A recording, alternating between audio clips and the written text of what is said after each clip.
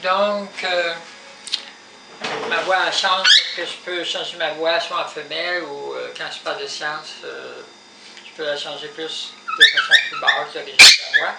Mais ce que je veux dire, c'est que avoir ces connaissances-là que je vous transmets, les textes, ça vient des extraterrestres avec la permission de Jésus-Christ et Dieu.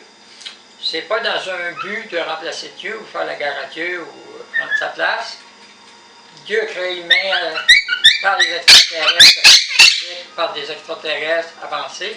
Les extraterrestres, plus peu, qui travaillent avec Dieu, la partie qui sont des anges de Dieu, pour créer l'esprit. Donc, créer des esprits, Dieu le donnera peut-être aux humains, mais ce que je voulais dire, en maîtrisant la lumière, la matière, tout ça, on peut coloniser d'autres planètes, c'est-à-dire envoyer des gaz avec l'intelligence, envoyer de la lumière, envoyer des végétaux avec l'intelligence, qui vont s'auto-reproduire, qui vont produire un environnement favorable aux humains, ou créer d'autres formes de vie. Alors, on va répéter le geste que les extraterrestres ont fait au début de la vie, ici-bas.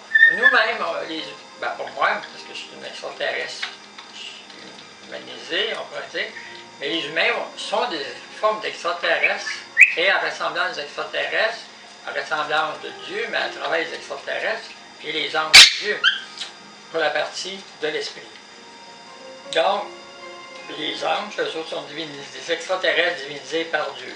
Donc, les humains sont à ressemblance de Dieu, des extraterrestres. Donc, les humains feront la même chose que les extraterrestres ont fait quand ils ont fait les humains. Les humains sont appelés à produire la vie sur d'autres planètes, comme les extraterrestres, en laboratoire, les implanter, puis contrôler, devenir les maîtres de ces choses intelligentes-là, parce que si on met des gaz intelligents, de la matière intelligente, des gaz qui sont en interaction avec la planète, qui va faire que la matière, on envoie de la matière intelligente, qui va faire des mutations dans la matière déjà là. Donc la matière va s'auto-transformer. Elle peut bouger, elle peut se modifier, on peut changer les particules.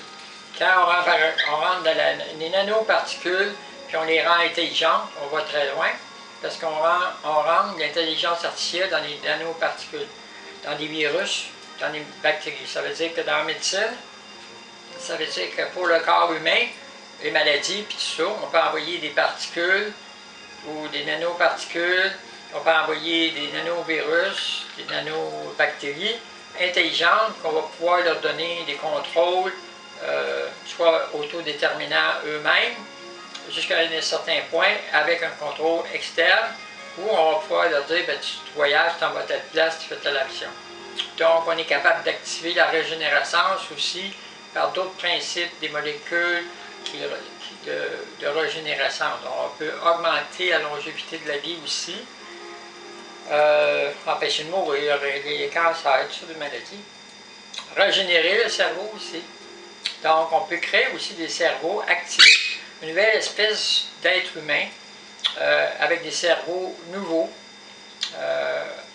par les expériences faites parce que, par exemple, on peut changer des parties du cerveau par des vaccins qui modifient des parties du cerveau, qui changent des gènes, puis qui les construisent avec des parties photoniques où l'être humain devient un mutant, puis tranquillement, il transmet. On peut changer le plaisir chez les êtres humains, augmenter le plaisir de toutes choses, des perceptions, la vision, les sons, le plaisir sexuel, la connaissance de la sexualité modifiée. On peut faire beaucoup, on peut aller très très loin. Des modes de transmission de la génétique par la sexualité sous différentes sortes de modes.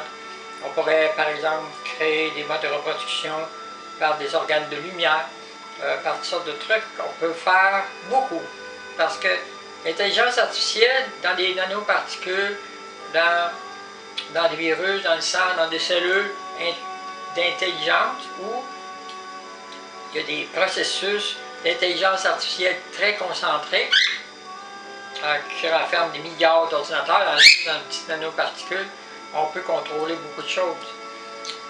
Donc, on peut créer aussi, on peut créer des planètes, on peut les ensemencer. Donc, on devient des dieux en réalité, mais c'est des dieux au service de Dieu. Parce que les lois cosmiques, les lois où on est ici, les humains ici, sur la Terre, sont dans les territoires du Dieu, que les galaxies, que toutes ces créations qui appartiennent. Mais en dehors de tout ça, il y a plus haut que lui, puis lui est obligé d'obéir à des choses plus élevées. Mais ça ne fait pas partie des humains de savoir ces choses-là. Les extraterrestres on le sait, mais les humains non. Les humains ils ont à obéir aux dieux, aux lois de la création dans laquelle ils sont. Si on a une autre création ailleurs, ils devront obéir à leur Dieu d'ici parce qu'ils ont une constitution, puis à l'autre Dieu parce qu'ils sont ailleurs. À l'autre Dieu aussi. Donc, quand ils vont trop loin, c'est d'autres galaxies, d'autres dimensions. Mais ce que je voulais arriver à dire que vos Écritures disent soyez semblables à Dieu. Dans le sens, soyez parfaits comme votre Père des cieux est parfait. Être parfait, c'est un idéal parce qu'un être humain ne peut pas être parfait comme Dieu. Ni en physiquement, ni dans ses actions, ni rien. Il peut tendre, mais il ne peut pas l'être.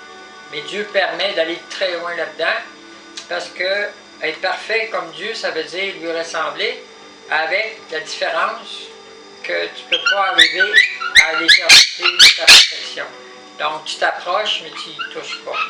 Donc c'est pas du domaine du démon, parce que le démon, lui, a utilisé votre démon, il a utilisé la lumière contre Dieu pour détruire Dieu, pour prendre sa place. Donc la lumière l'a détruit. C'est-à-dire, elle s'est inversée sur lui-même, il s'est coupé. Parce que la lumière, dès que tu l'attaques, elle s'éteint automatiquement, puis là, il n'y a plus de vie.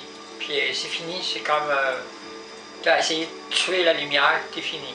Si tu tues la lumière volontairement pour prendre sa place, il n'y a pas de retour, parce que la lumière, si tu veux essayer de la remplacer, automatiquement, tu t'exclus. En t'excluant, tu ne peux plus adhérer, parce que la lumière, c'est quelque chose que tu fais. C'est pas question de pas pardonnable, c'est des processus de lumière. Dieu, c'est une lumière, c'est un extraterrestre plus avancé qui est purifié par toutes sortes de processus de souffrance.